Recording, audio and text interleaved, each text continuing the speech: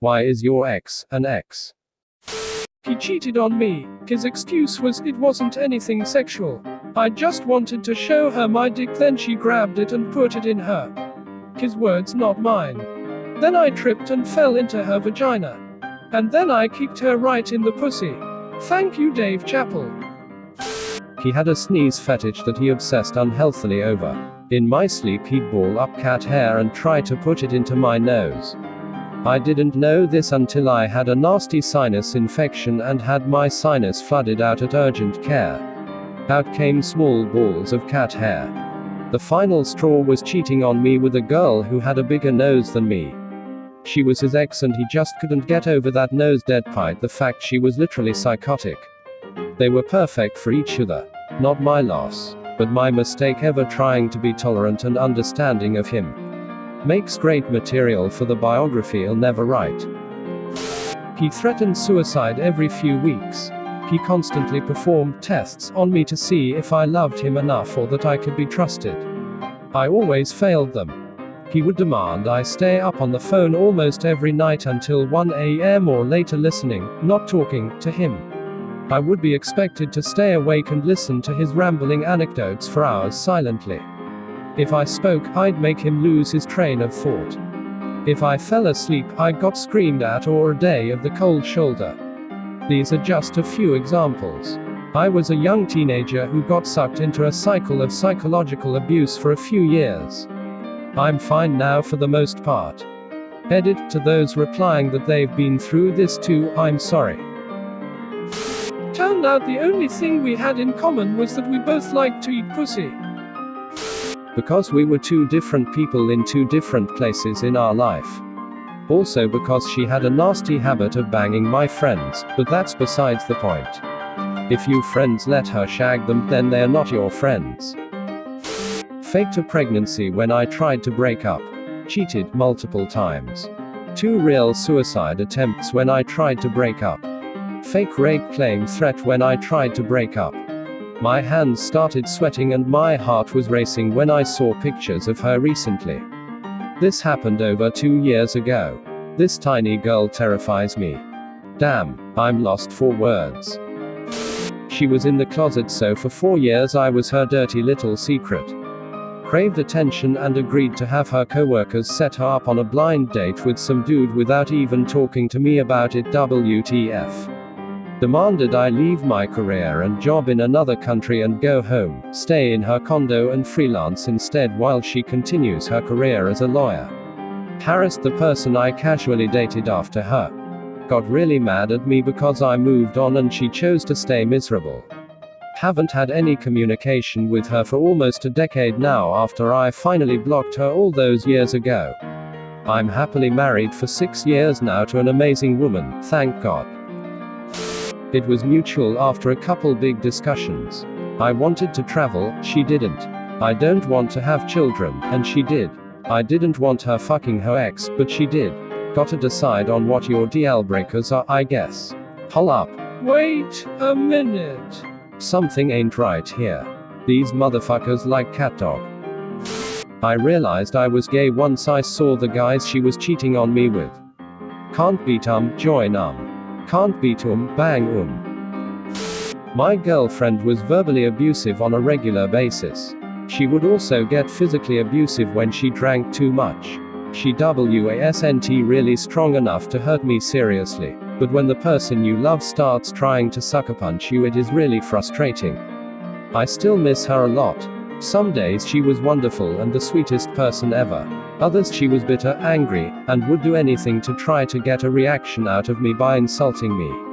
Started to become my insecure high school self after a while and had to give up. She dealt with a lot of really horrible abuse in her past and I didn't want to ever be the next abuser because of my own anger and frustration, so I had to let her go. Still miss her, still love her, wish things had been different. Because I'm a selfish asshole. Being a selfish asshole is fine if you're by yourself, and want to be that way, but other people tend to not like it very much when looking for company. Because I could predict the entirety of the rest of my life and I didn't like it. I would have taken over the family bakery and spent every day waking up at 3 a.m. to make donuts. 9 a.m. would be the start time for sausages. Leave the bakery at 4 p.m., deposit the daily sales before the bank closes. Drive home and eat the unsold sausages for dinner. Watch TV for 1.5 hours before falling asleep in a chair.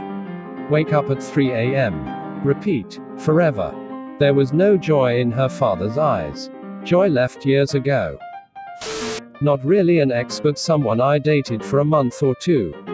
Started talking about marriage and having kids after the third or fourth date. Would call me in the middle of the night because she needed help with something that any fully functional adult should be able to do by themselves, i.e. stuff like lifting a 10 pounds object from the floor and placing it on a counter. Finally broke it off when she told me I'm gonna have to cut any and all ties to one of my best friends because I'm not allowed to talk to other girls now that we're dating.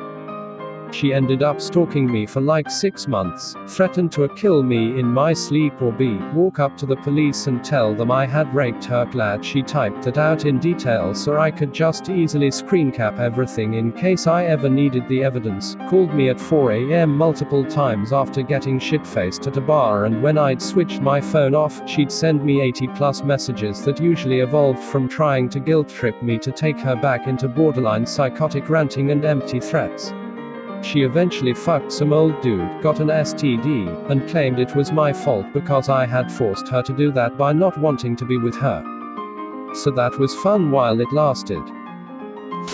Because I started using heroin and she cheated.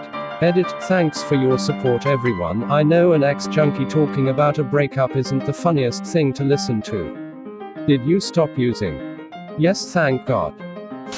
He put his family, and specifically his toxic mother, before me, even over stuff where it wouldn't hurt him to put me first, but it did hurt me intensely to put me second. We were married and had been together over a decade.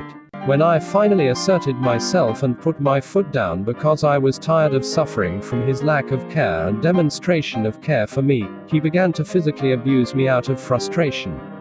The day he choked me, I packed my bags and went to a hotel and told him I wanted a divorce. It's been 2 years now and I am a lot poorer, and taking care of our son without a partner living with me or family nearby is very difficult, but I am much happier in other ways.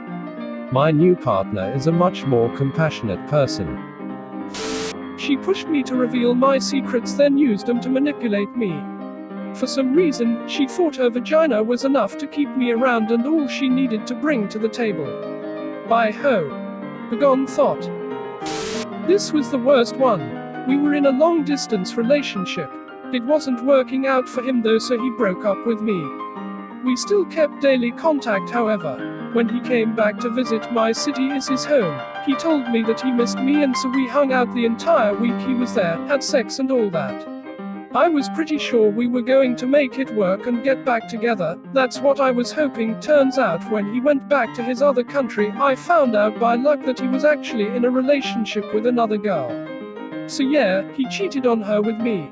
The best part, this was a girl that I had some red flags up on when we were still together, and he was actually dating her while we were still together. Yup, felt like a complete idiot, and that's how he became my ex forever.